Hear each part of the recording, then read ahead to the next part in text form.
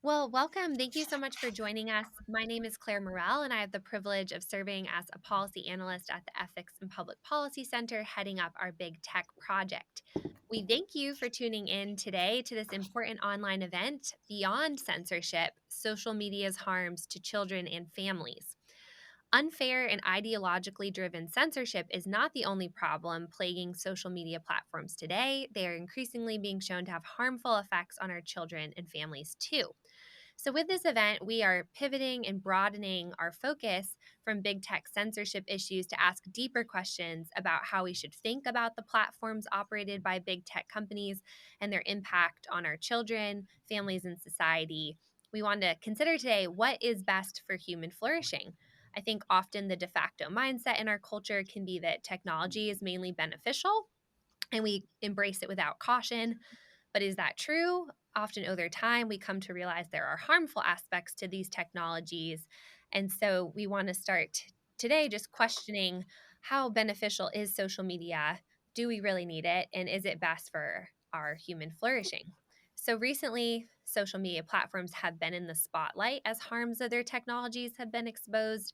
The Wall Street Journal's Facebook files have shown the harms of Facebook and Instagram on teens' mental health, and other reports have shown how TikTok's algorithms are serving up dangerous content to minors and sending them down rabbit holes of illicit um, and violent content. So, with the rise of the internet, smartphones, and social media, there has also been a dangerous epidemic of online pornography, which is affecting in particular our children who now have 24/7 access to infinite content at their fingertips, and social media can often be the entry point to such pornographic material.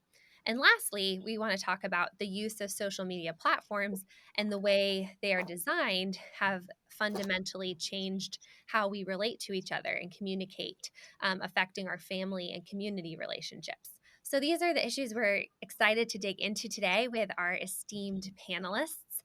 And so, without further ado, I want to introduce our panelists and then we'll discuss these topics through the lens of really what is best for human flourishing. And hopefully, at the end, touch on some possible solutions for addressing some of these harms. So, let me start with our first panelist, Carl R. Truman. Carl is a fellow in EPPC's Evangelicals and Civic Life program, where his work focuses on helping civic leaders and policymakers better understand the deep roots of our current cultural malaise. He also serves as a professor at Grove City College. Carl's the author of the best-selling, award-winning 2020 book, The Rise and Triumph of the Modern Self: Cultural Amnesia, Expressive Individualism, and the Road to the Sexual Revolution. His commentaries on contemporary issues appear regularly in First Things. He's also published in Public Discourse, Deseret News, and Catholic World Report. Our second panelist, Sean Clifford, is the CEO of Canopy and a father of 4 young children. Sean aspires to build products that give families the good of the internet without the bad. And Sean founded Canopy in 2019 to help build a world of healthy tech users, starting by protecting children from pornography. And he previously served as the vice president of Barron Public Affairs, where he advised leading tech ventures, nonprofits, and Fortune 500 companies at the intersection of culture and policy. And Sean, his wife, and their 4 children live in Austin, Texas. And finally, we have Dr. Jimmy Myers. He is the founder, co-owner, and CEO of the Timothy Center located in Austin, Texas, which is a unique multi-campus practice that offers affordable Christian counseling. And then several years ago, Jimmy founded the Sexual Addiction Recovery at the Timothy Center. And this aspect of the counseling practice works with addicts, partners, couples, and teens as they work their way through the devastation of sexual addiction. Dr. Myers has spent more than 40 years writing, ministering, and speaking nationwide on the subjects of Christian marriage and parenting and sex and pornography addiction. And he's published 2 books, including one called Fearless Parenting: How to Raise Faithful Kids in a Secular Culture, which he co-authored with George Barna in 2017. So the first topic I hope we can discuss today is the harms to children's mental health and development caused by social media. So I want to start by just asking, just and open it up to any of you, what are some of the common mental health effects that we're seeing, particularly in children and youth, due to or correlated with social media use?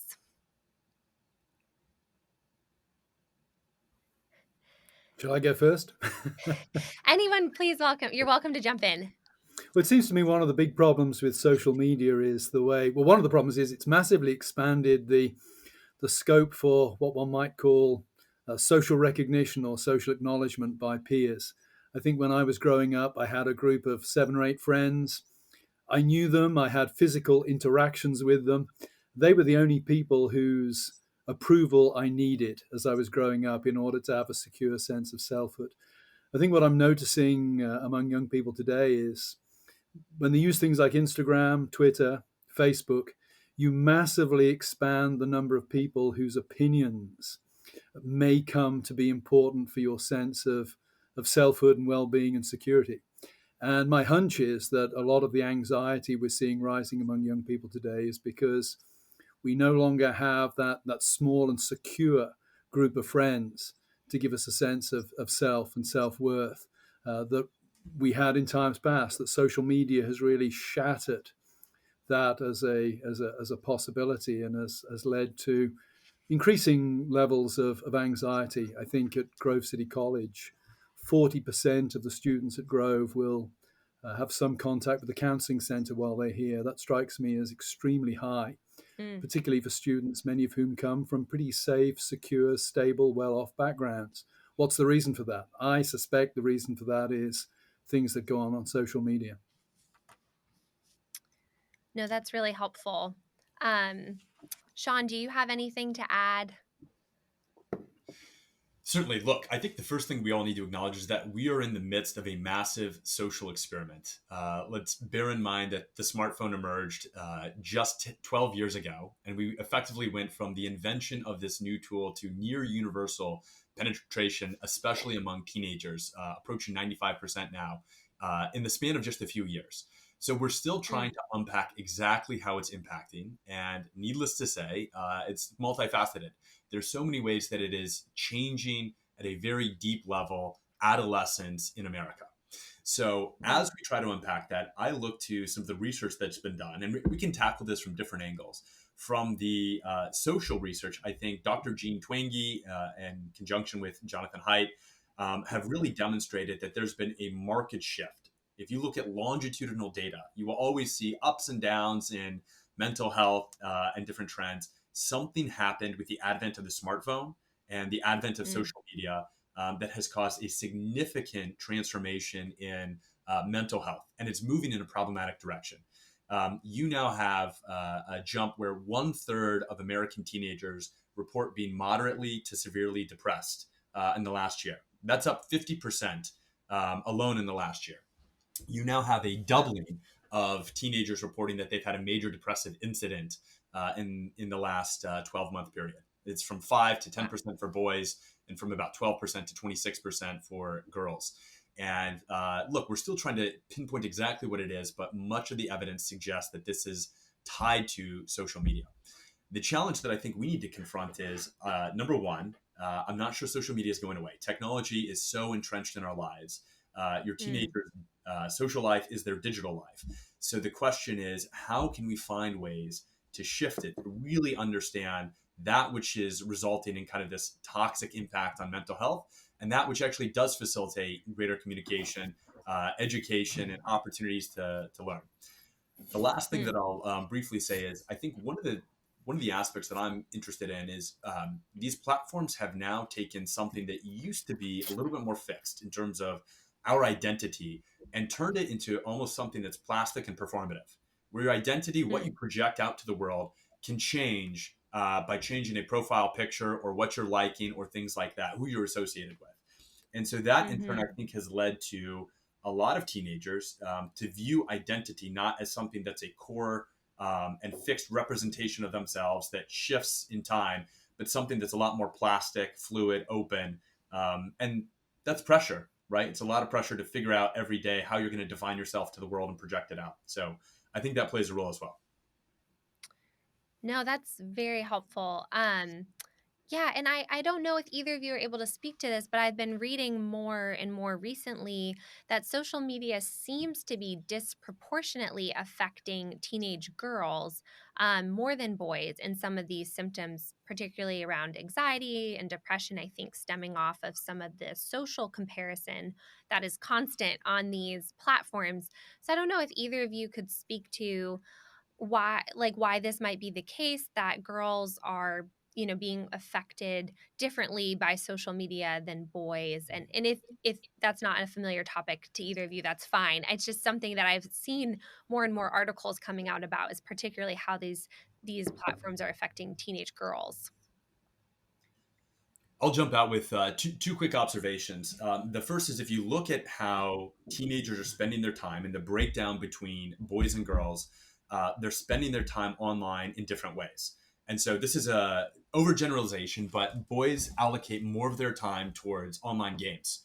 And oftentimes in those Mm, games, they're paired up with friends, and it is a activity where they are with a team trying to go accomplish a mission versus girls spending a lot more time on social media, in particular on Instagram or TikTok, where you are putting yourself out to the world. And at some level, the metric of your social validation is how many people are liking it.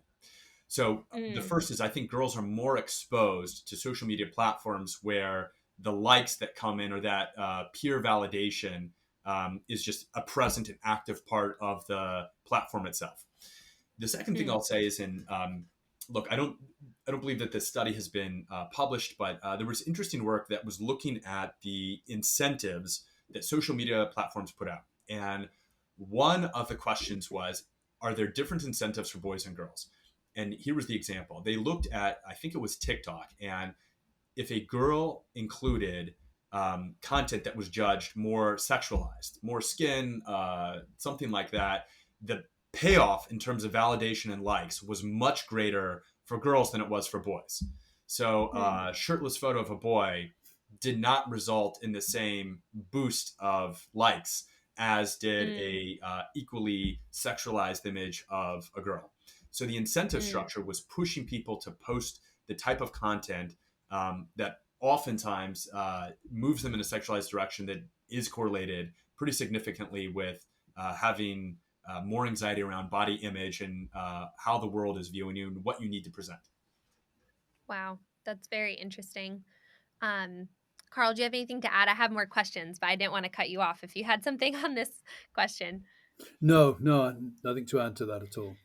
The other thing I wanted to ask about, which I don't think is necessarily talked about as much in the mainstream media these days, is what role, if any, social media is playing in the rise of really the transgender movement in teens. So, Abigail Schreier's book Irreversible Damage has a chapter on this that she calls the influencers, about these trans influencers who talk about their transitions on social media and really using these platforms to try to similarly encourage other teens to transition or to think about transitioning if they feel uncomfortable in their bodies. And so, I don't know if either of you have any experience or have um, looked into that topic at all, in terms of, is social media playing a role in this just rise of transgenderism and body dysmorphia issues in youth and teens today?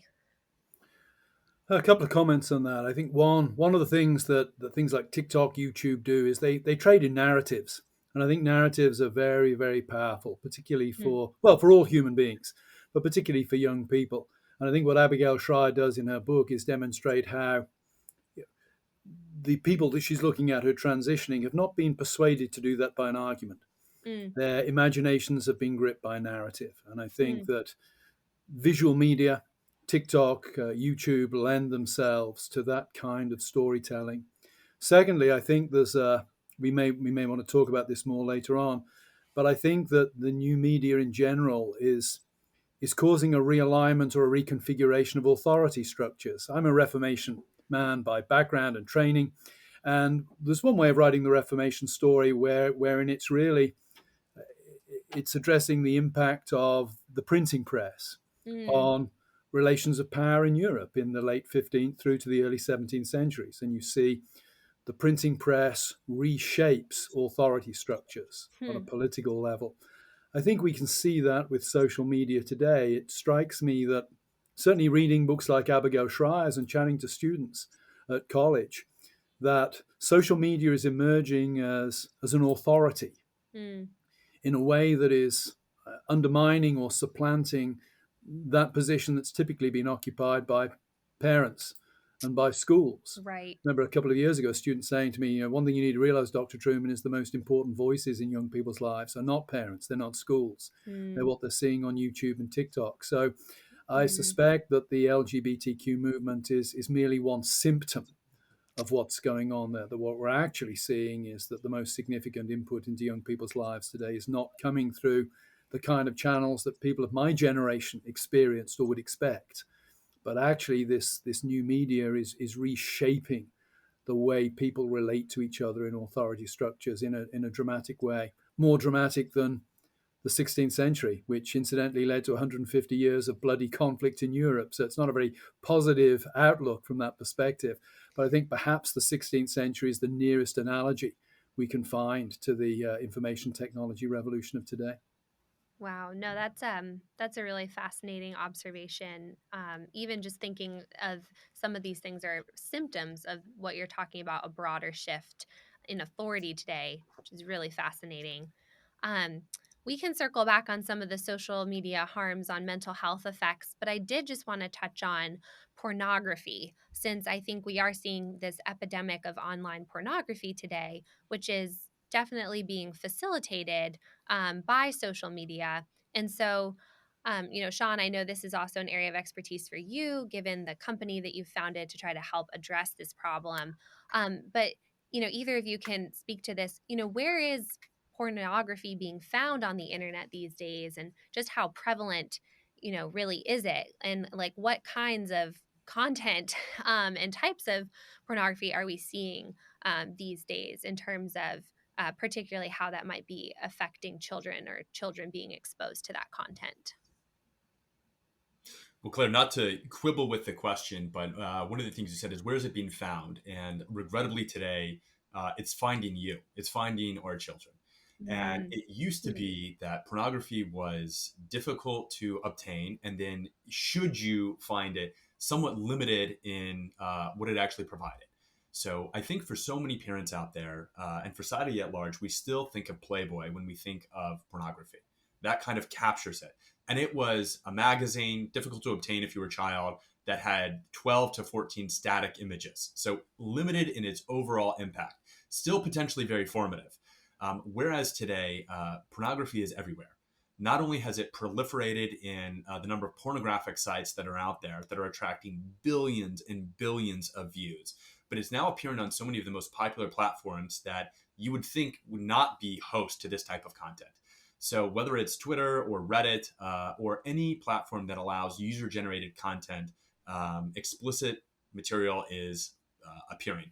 The impact on this, the impact of this for our children is that the age of exposure is just dropping, and just year over year, it's getting younger. Tough to really pin it down. Different studies out there, but the best guess is somewhere between 9 and 11 years old now. And what they have found is that for so many of that first encounter, it's accidental. 63%, according to one study, of the first time a child is exposed to pornography, they weren't looking for it. And so the net effect of that is our kids are being exposed to this when they're younger. That's important because they're being exposed when their brain is still developing and forming Mm. not only the psychological understanding of what a healthy relationship looks like, what intimacy should be, the role that sex plays in human interactions, but also when the brain is forming at a neurochemical level as the synapses are wiring together. And the second thing that I'll briefly say here is that the nature of the porn that they're exposed to today is also different. So not only is it appearing to them when they're younger, and there's more of it, but the nature of it is more graphic. It is, since it's video instead of a static image, it's more visually compelling from the brain's perspective.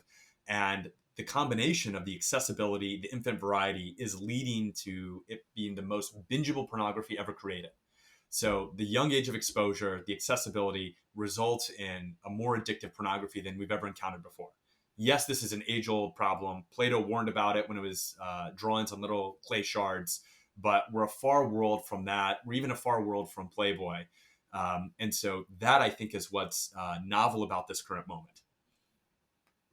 Could I ask Sean a question? Of course, Um, yes. when I was I was a part-time pastor for some years, and I think the number one pastoral problem was young men into pornography. So that was not unusual. What I'm picking up in conversation with pastor friends today is, and I have no experience of this, I'm not a pastor anymore, but that it's becoming an increasing problem with young women as well, which is somewhat counterintuitive to my way of thinking. I've always assumed pornography was a male problem, not a female problem. Is there evidence that actually pornography is becoming an issue for young women as well as young men? There is evidence. So when you look at the breakdown, men still have a higher percentage of men actively seek out pornography on a monthly basis as compared to women. So there still remains a gap there. That gap is shrinking. There's speculation as to why. One theory is that women, thanks to platforms like Instagram and TikTok and Snapchat, are more immersed in these visually dominant social cultures than they ever have been before, and that the primacy of the visual has assumed a new importance, and that is then resulting in overindulgence on other visual stimulation. So that's one theory. The second thing, I don't think this applies to kids as much, and I want to be mindful that the data on this is still something I like to dig into more, but Mark Regnerus, among others, have talked about the dating market that exists today. And for a variety of reasons, I think he would argue that men enjoy heightened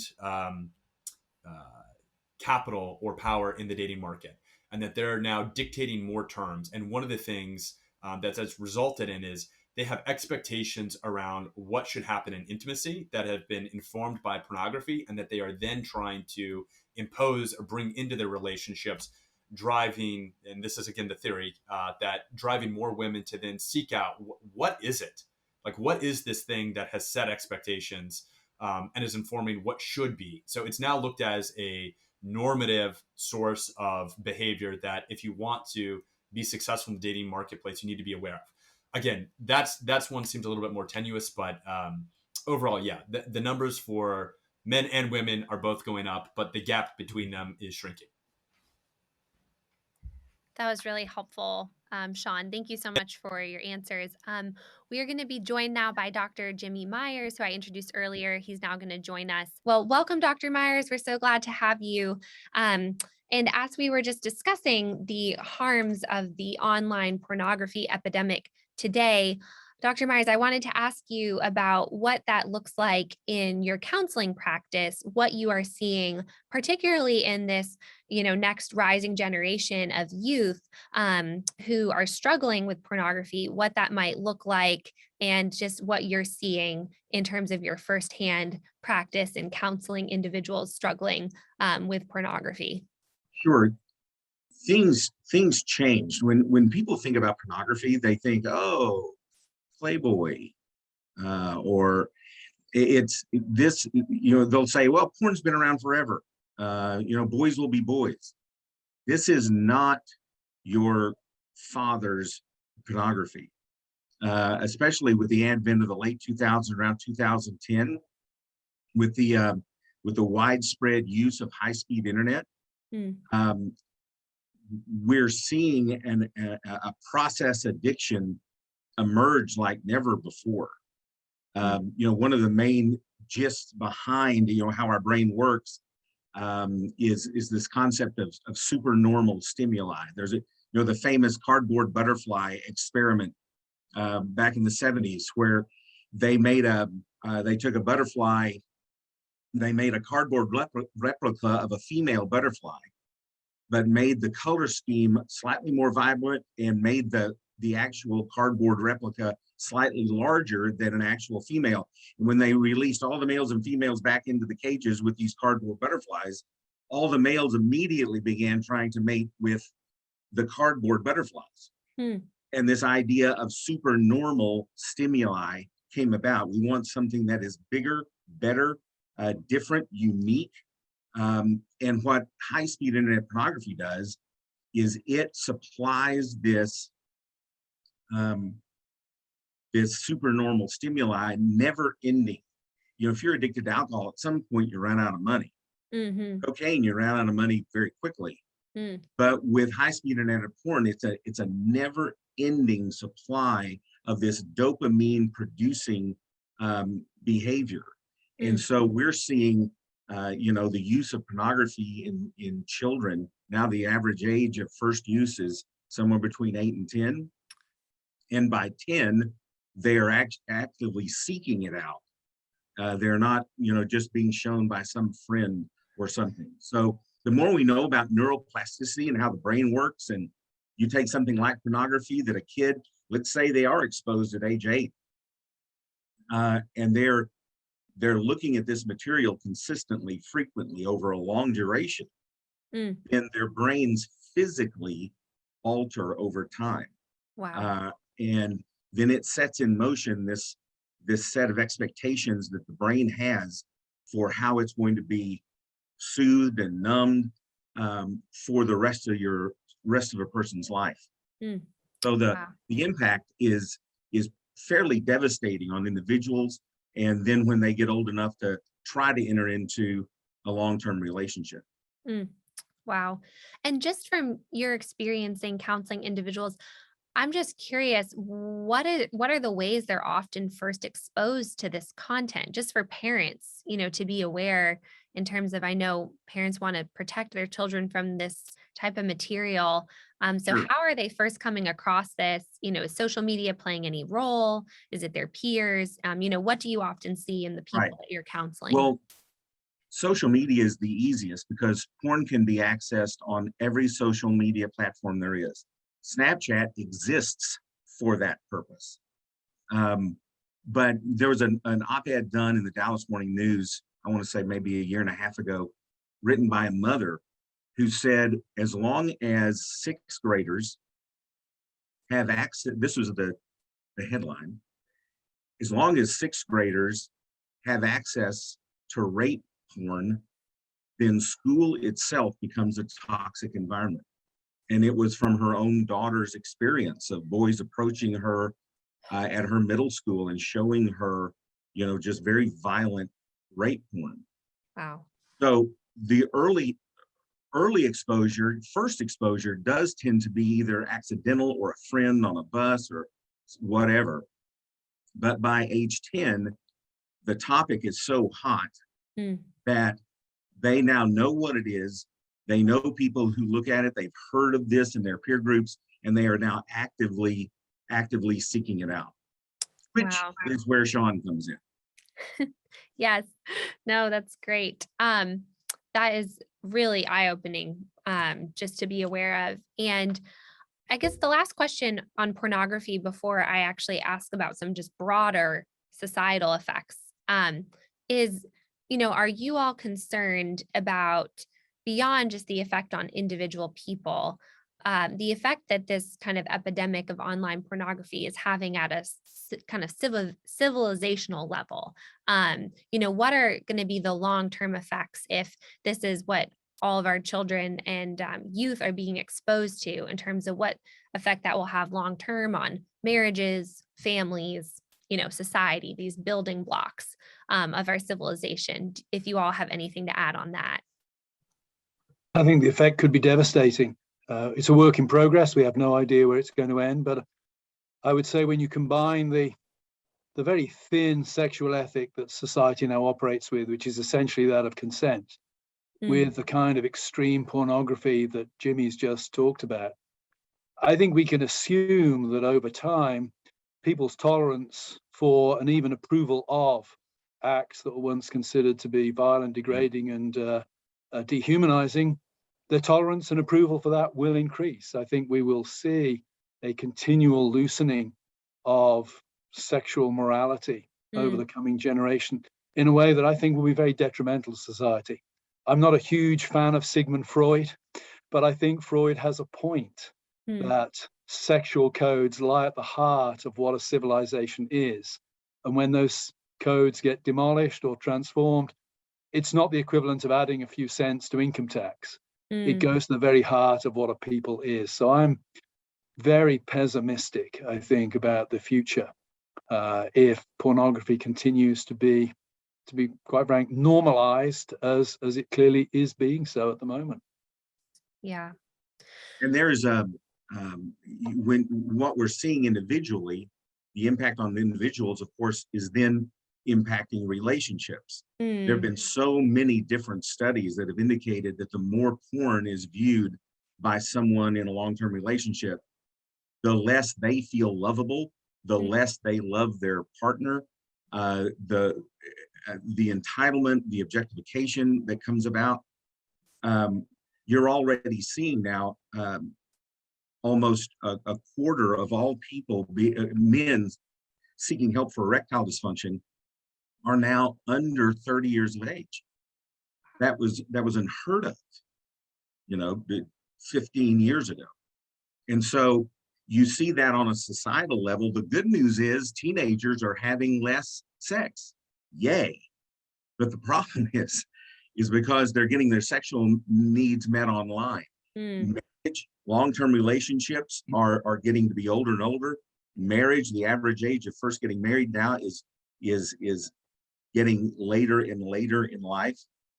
So we're already seeing the societal impact of this, but certainly what Carl indicated, the desensitization of all of this. Again, you can't have your brain exposed to this consistently, frequently over a long duration and not have major impacts. And when you look at, by the time in America a young male is 18, what is it, 95+%, are looking at porn, then you can't help but have, as a society, an impact as well.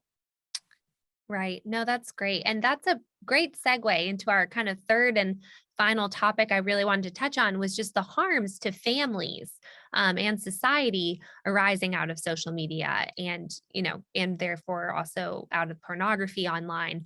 So any of you are welcome to jump in on this. How would you say you see social media changing the way that we interact with each other in our families and family relationships and in children's peer relationships? And how is it then affecting our broader communities, like our neighborhoods, schools, and churches? What are you all seeing as we watch kind of the effects of social media play out in our relationships? I think the disembodied nature of social media engagement is problematic when it becomes the normal way that we interact. I can only speak about my own particular sphere, I suppose, but I've noticed how discussions online tend to get hotter and hotter and nastier and nastier. That tends to be the gravitational pull. Whereas when I've sat on panels, sometimes with people I vigorously disagree with, when you're sitting next to somebody and engaged in a panel discussion, there are all kinds of physical tells that tend to push the other way. Because you're sitting next to another real human being. You can't speak as bluntly or as explicitly as you might. You may not be as aggressive. I think that the less and less we engage with physical proximity and the more and more we engage in the abstract online, the nastier and nastier public discourse is going to get. And I think that's a problem. Yeah. I think there's a few different angles that we could take this from, just beginning with the individual itself. I think we know that technology is shaping us in very powerful ways, whether it's our expectations of what we want from life and what we should find out there, to the neurochemistry. I think that these tools and these platforms are turning us into dopamine junkies, and that has an impact beyond simply your interaction with your device.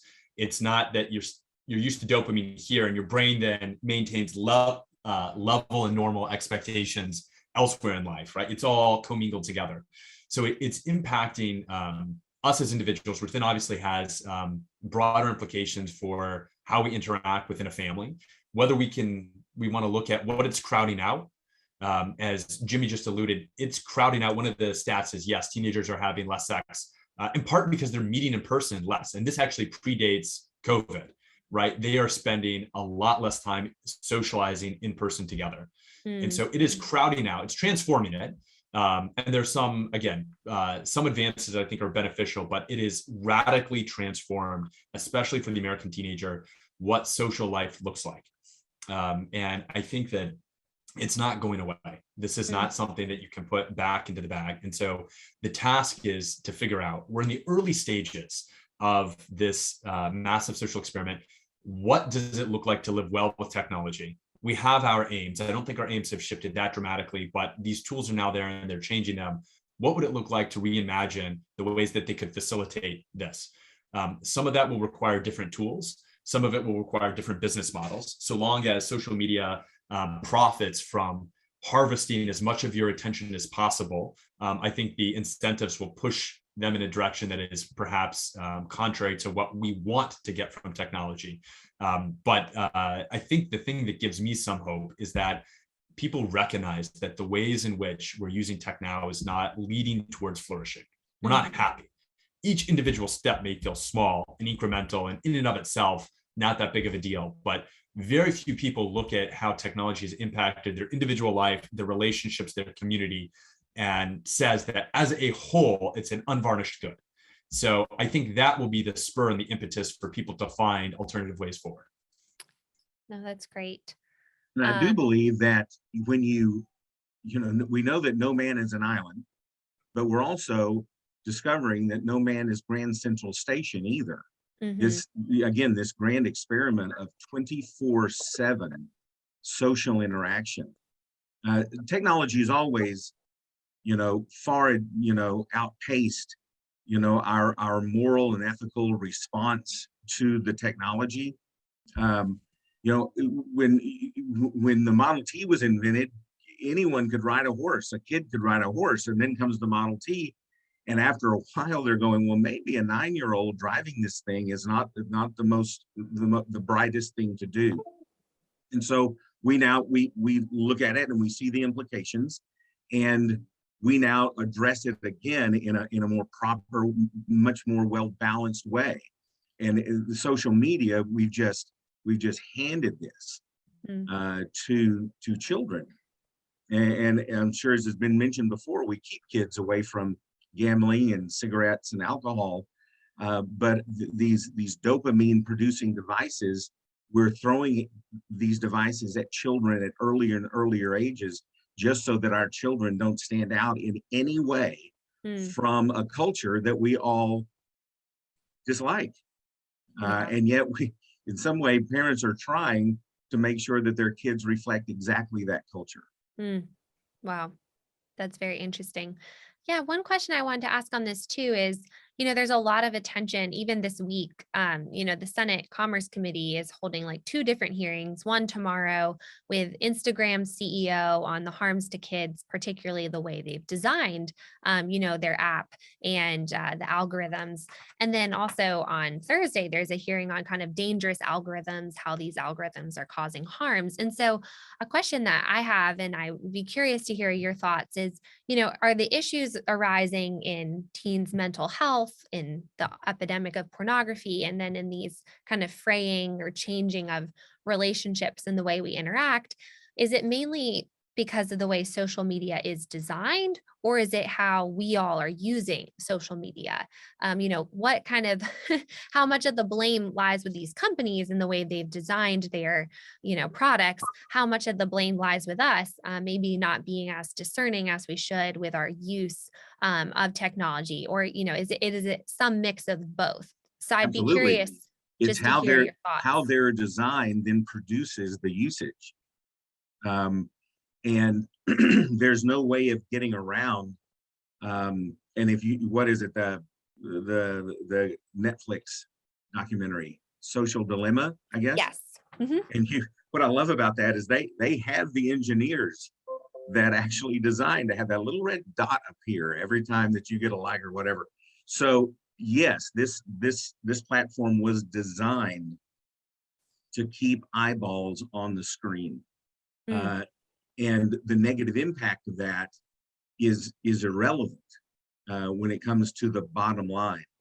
And you see from body dysphoria, girls, and how girls are impacted more than boys. Um, a lot of reasons just because young females use social media platforms more than boys. But where you see the dysphoria in boys is the porn-induced erectile dysfunction, so PIDE, and also penile dysphoria. Young men believing that their penises aren't large enough, and I just laugh. If I would have ever asked my grandfather if he thought his penis was large enough, and when I came to, he would probably explain to me how that's a completely irrelevant question. You what we've confronted now with our children is questioning who they are, why they are, with no really much other inputs other than just this echo chamber of social media. Mm. Yeah, Carl or Sean, do you have thoughts on that as well? Just how much of the blame lies with these companies, how they've designed their products to be addictive, their algorithms, how much of it lies with us, parents and families and just individuals, how we think about using social media? I think the question of blame is an interesting one, but the more pressing question is, what do we do about it? And I think it really does have to start with the parents at this point. I don't think we can rely on the government or big tech to clean up their act anytime soon. I think the most immediate and pressing need is that parents need to be very proactive in how they allow their children to engage with social media. I'm grateful both my boys grew up just before smartphones became a reality. Yes. And I know it must take some spine for a parent to say to a kid, I'm not going to give you a smartphone. But I think that's the kind of thing that has to be done. It'd be great if the government and the companies clean up their act, but in the meantime, kids' lives are being distorted, perverted, and destroyed, and the parents need to do what they can do, and what they need to do in order to try to stop that from occurring. Yeah. Well, that was a great bridge. My last thing I want to touch on is solutions. And I actually did want to start at that first level, that most fundamental level that we're thinking about, which is parents and families. What, advice would you all give to parents and families in terms about how they think about technology use in the home for their children, particularly like you mentioned, Carl, smartphone devices, social media accounts? How should parents think about putting safeguards around technology use in the home? I'll step in real quick. Every time I I ever hear this, when I hear a parent say, all I want is for my child to be happy, I want to just get up out of my chair and slap them, because that's just the grossest goal for a parent to have. It's like, well, okay, then if that's your goal is for your child to be happy, then, you know, cocaine and some hookers in Vegas over the weekend, and there you go. Your child can experience happiness. Happiness cannot, we gotta shoot higher than happiness for our children.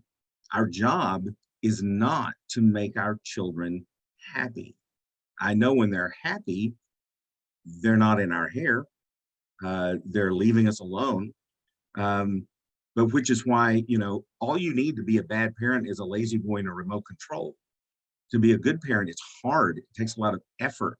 Mm-hmm. And just because our child, we want our families to be closer, right? And yet every Christmas and every birthday, we're handing them devices that continue to separate and leading these kids that we know now into a toxic isolation. So it absolutely begins and ends with parents. But parents today are much more interested in just not having any waves. It's all they can do to keep their nose above water with jobs and careers and schooling from home during the pandemic. But the fact is that parents have to be much, much more restrictive. They just don't see the danger. There's also a lack of education here. They don't understand the dangers that are implicit with these devices. And so part of it is just getting the word out. Yeah. Sean, do you want to talk at all about, you feel free to give a plug, for your software that parents could use if you want to just talk about Canopy and what you all are trying to do to help empower parents? Thank you for the tee up. So I think Jimmy is right in that if you care about the well-being, and Jimmy, if I can use that instead of happiness, but if you care about the well-being and the formation of your child, you cannot neglect, and in fact, you probably should invest most of your energy into the extent to which they're interacting with technology and how it's shaping them, because it is perhaps the most formative force out there. As a device itself, but also as a conduit for how they're interacting with peers, what types of ideas are coming in, how it's shaping norms and expectations. So I think parents recognizing the power that it has is the first step. The second then is reevaluating what we do to ensure that our kids are using technology well. I keep coming back to it in part this idea that technology is not going away. And whether it's COVID-related lockdowns, but even before that, it predates that, education was moving online. So much of how we research, how we compute our homework and interact with our peers is now taking place on devices. So we have to make sure that there are safeguards in place. Canopy was created with hopes of restoring the curation and the control over how you're interacting with the internet in particular back to families, back to parents. And the first way we were doing that is we're leveraging tech. So we want good tech against bad tech. We want artificial intelligence algorithms that we're going to be talking about that actually serve you, that serve your interests. Our primary way that we're leveraging that now is we've developed a tool that can identify pornography in real time, in milliseconds. Every word, every image, every video on an internet browser, and we can block it before it populates on the pixels of your screen. With hopes that the internet, again, is something where your kids can explore and can enjoy and can venture forth and socialize without that kind of toxic content coming in and shaping them in a very powerful way. So we want to be a tool that gives parents a chance to actually shape how they're interacting with the internet, which up until now, even if you're convinced that there's an issue and you're convinced that you need to do something about it, your ability to actually exercise control has been very limited.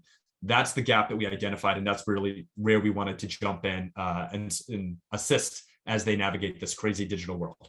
No, that's incredibly helpful. And I think, it's great to see solutions coming from the private sector. I think a lot of times we can just think the government should do something, but when they are not, I think it is really important that there are alternatives that you can actually offer power back to the parents. So thank you for sharing about that, Sean, and for what you all are doing.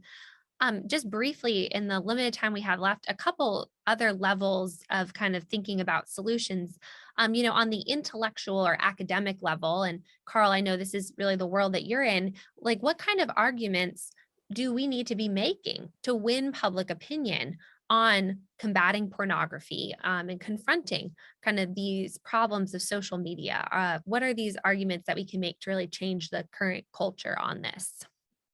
Yeah, it's an interesting question. I'm not sure how much arguments in themselves carry weight in the public sphere at the moment, not unrelated to the impact of the way social media has transformed public discourse. I think if we're going to persuade people, then in some ways we have to play the social media game. I think the presentation of powerful narratives of the harm that this stuff does to individual lives is the way of starting to make inroads into how people think about things. We live in a narrative world. We live in a world where images carry great power. I think to the extent that we are able to leverage those things in our arguments against pornography and our arguments for action against pornography, to that extent, maybe we stand a chance of winning the public argument. Won't happen overnight, and sadly, it will only happen as a result of tragic narratives emerging that we're able to tell. But I think that may be the best way forward when we're able to present the world with the examples of what pornography does to people. That is the most powerful way of presenting the issue, I think. And Carl, I could not agree more. There's a thing in psychology that's been used for depression, anxiety, just pick your disorder. It's a cognitive distortion called feelings are not facts. Just because you feel a certain way doesn't make it true. Just because you feel no one loves you doesn't mean that no one loves you. It's just how you feel. But today, feelings trump facts. My first response to your question, Claire, is just show them the research. just show them the numbers. But I I do it today too. When I see a research study, the first thing I go to is who authored it, who sponsored it, because you can't even trust Mm, empirically, peer-reviewed research anymore. mm. Um, and so I think, Carl nails it. It's got to be, it's a narrative, and just if we're going to exist in this realm of feelings, then let's let them know what feelings are produced by the devastation brought on by pornography and online bullying and you name it. Yeah. I The would last, just go add ahead, two Sean. quick. Oh, I'm sorry. I would add two quick things to that. One, I think for a narrative to take hold, one of the preconditions is that it resonates at some level. Mm, And regrettably, I think one reason why this you may find the narrative approach something that actually is productive is that the prevalence of the people that are dealing with pain associated with this type of content is just at an order of magnitude than I think most people appreciate. So I do think that there's a broader cultural, almost a dry forest bed, and a couple of sparks I think could really move this issue.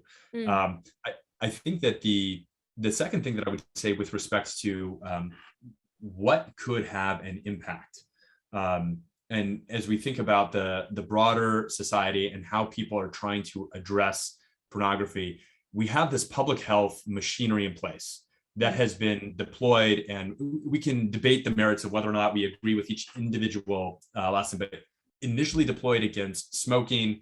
It then has taken, whether it's the large soda in New York City or menu labeling in some cases, or most recently vaping.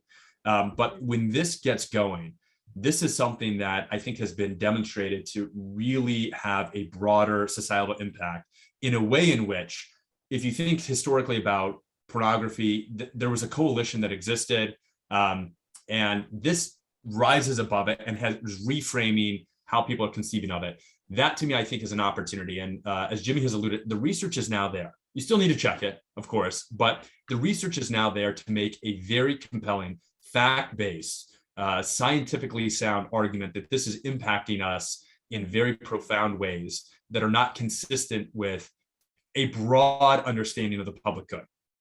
And so I think that's one area where you'll see more effort invested that results in a big payoff. wow. No, that's a great point. Um, well, I feel like I could keep talking about these subjects. This has been such a robust and interesting discussion. But for the sake of time, we should conclude. I did just want to briefly mention we didn't want to jump into this too much in our time, but because I did want to focus on these other levels we discussed. But I do think there are things that the government could do, particularly legislatures at the state level and representatives in our federal Congress, to try to protect children more, like updating COPPA, the Child Online Privacy Protection Act, or also different kind of legislative approaches to try to limit children's access to pornography, whether that be age verification laws or mandatory filter laws. And so I just want to mention to everyone tuning in that the Ethics and Public Policy Center is going to be posting 2 resources along with this panel this Thursday related to those topics. A brief document about what state level legislatures could do, particularly on limiting children's access to pornography, and likewise what Congress could do at the federal level to limit that access. And so I know that's just one issue among the many that we touched on in the broader kind of harms of social media, but specifically about protecting children from pornography, there will be some resources that we are posting later this week if that's of interest to anyone who's listened in today. So just And be on the Claire, lookout. if I could mention something, Yes, there was please just go ahead. there was recently a great victory with Pornhub, Oh, yeah. who is the largest, mind geek, I think, Mhm. owns them, but they pretty much control all pornography on the internet, basically. And they were forced to take down hundreds of thousands of videos that they could not verify were not videos of trafficked people, underage people. And it was, I know some state legislatures took up the cause, and just almost the threat of that Mm, finally made this behemoth of the mhm. porn industry act against their own best interests and remove all of these, again, hundreds of thousands of videos. So it can happen. Mm. We can make an impact for good in this very dark industry. Mm. Thank you for sharing that. I always like to end on encouragement. And so, thank you to really all three of you for the work that you're doing. And even just what we were discussing of really trying to put this narrative out there to counteract the current harms being perpetuated by social media and by online pornography. I do think we are seeing encouragement in that more and more people are becoming aware. And I think as we continue to raise awareness about these issues, hopefully over time shift public opinion and our culture on these. So thank you all for joining us today. We really appreciate it. Thank you for great discussion. And yes, stay tuned for more things to come from the Ethics and Public Policy Center on this topic. Thank you all so much. Appreciate it. Thank you, Claire.